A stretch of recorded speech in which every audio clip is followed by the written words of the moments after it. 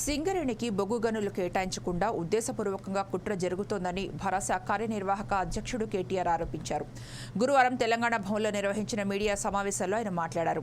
16 MP సీట్లు ఇస్తే కేంద్రంలో నిర్ణయాత్మకంగా ఉంటామని కేసీఆర్ చెప్తే వాటితో ఏం చేస్తారని సీఎం రేవంత్ రెడ్డి ఎద్దేవా చేశారని గుర్తు చేశారు. 16 ఎంపీ సీట్లు వచ్చిన తెదేపా విశాఖ ఉక్కు ప్రైవేటీకరణ కాకుండా ఆపగలిగింది. ప్రస్తుతం రాష్ట్రంలో భాజపా కాంగ్రెస్కు చెరో 8 సీట్లు ఉన్నాయి. మరి ఏం చేస్తున్నారని ఆయన ప్రశ్నించారు. అక్కడ నైవలి లిగ్నైట్ కార్పొరేషన్కు 2 కోల్ బ్లాక్లు, గుజరాత్లో 2 పబ్లిక్ సెక్టర్ అండర్టేకింగ్స్కు 5 కోల్ బ్లాక్లు కేటాయించినారు. ఇది చూసిన తర్వాత భారతీయ జనతా పార్టీ తమిళనాడు శాఖ అధ్యక్షుడు అన్నామలై గారు ఆయన స్వయంగా ప్రహ్లాద్ జోషి అని ఆనాడు కేంద్ర మంత్రిగా ఉంటే ఆయన దగ్గరికి పరుగున పోయి, అయ్యా మరి అక్కడ గుజరాత్లో చేసినారు, ఒరిస్సాలో చేసినారు, తమిళనాడులో కూడా మరి ఈరోజు మీరు ఏదైతే ఆయన చేసిన ట్వీట్, ఇది ప్రహ్లాద్ జోషి గారు చేశారు ట్వీట్ ఏమని, బీజేపీ అధ్యక్షుడు తమిళనాడు అన్నామలై నా దగ్గరకు వచ్చినారు. ఈ rush to call upon me in Bengaluru with request to exclude 3 lignite mines from actions in 7th tranche.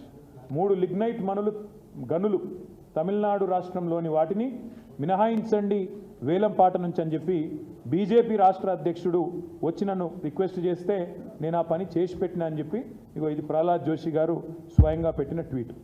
అంత ఎందుకు చెప్తా ఉన్నా అంటే ఇక్కడ విషయం చాలా సింపుల్. ఈ డిమాండ్ కొత్తది కాదు మాది. అదేవిధంగా కాంగ్రెస్ పార్టీ బీజేపీ యొక్క నాయకత్వాలు, దేశవ్యాప్తంగా ఉన్న నాయకత్వాలు కూడా వాళ్ళకు కూడా ఈ విషయంలో స్పష్టత ఉంది.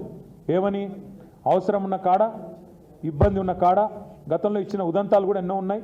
ఇంతకుముందు నేను చెప్పినట్టు చెస్నా ఉదంతంలో కూడా ఒక స్థిరమైన విధానపరమైన నిర్ణయం కూడా అప్పటి కేంద్ర ప్రభుత్వం కూడా తీసుకొని ఉన్నది. ఈ అన్నింటికీ మించి ఈ దేశంలో అనుభవాలు ఏంటి అంటే, ఇప్పుడే నేను వైజాగ్ స్టీల్ ప్లాంట్ గురించి చెప్పిన. వైజాగ్ స్టీల్ ప్లాంటు నష్టాల్లో పోయింది కాబట్టి ప్రైవేటీకరిస్తున్నాము అని ఇవాళ కొంతమంది చాలా చక్కగా సన్నాయి నొక్కులు నొక్కుతున్నారు. ఎందుకు పోయింది వైజాగ్ స్టీల్ ప్లాంటు నష్టాల్లోకి అంటే ఇది కారణం. ఎందుకు అంటే బైలదిల్లా అనే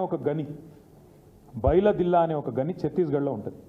దాన్ని మాకు క్యాప్టివ్ ప్లాంట్ కింద కేటాయించండి అని వైజాగ్ స్టీల్ ప్లాంట్ అడిగితే దాన్ని కేటాయించకుండా దాన్ని అదానీ గారికి ఆక్షన్లో అప్పచెప్పింది కేంద్ర ప్రభుత్వం.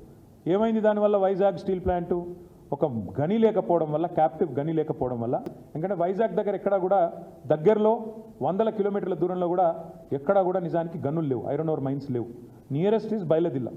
ఇది మాకు కేటాయించండి, మేము బతుకుతాము, మేము పబ్లిక్ సెక్టర్ అండర్టేకింగు, మా దానిలో రిజర్వేషన్లు ఉంటాయి, ఎస్సీ ఎస్టీ పిల్లలకు ఉద్యోగాలు వస్తాయి, పబ్లిక్ సెక్టర్ బలపడితే ప్రభుత్వం బలపడ్డట్టు, దేశం బలపడ్డట్టు, జాతి సంపద పెరిగినట్టు మాకు అలాట్ చేయండి అని నోరు నెత్తి బాదుకున్నా వాళ్ళకు అలాట్ చేయలే. ఆక్షన్లో పాల్గొనండి, తెచ్చుకోండి అని చెప్పిండ్రు. అల్టిమేట్గా ఏమైంది? దాంతో బయలుదిల్లా పోయింది, ప్రైవేట్ రంగం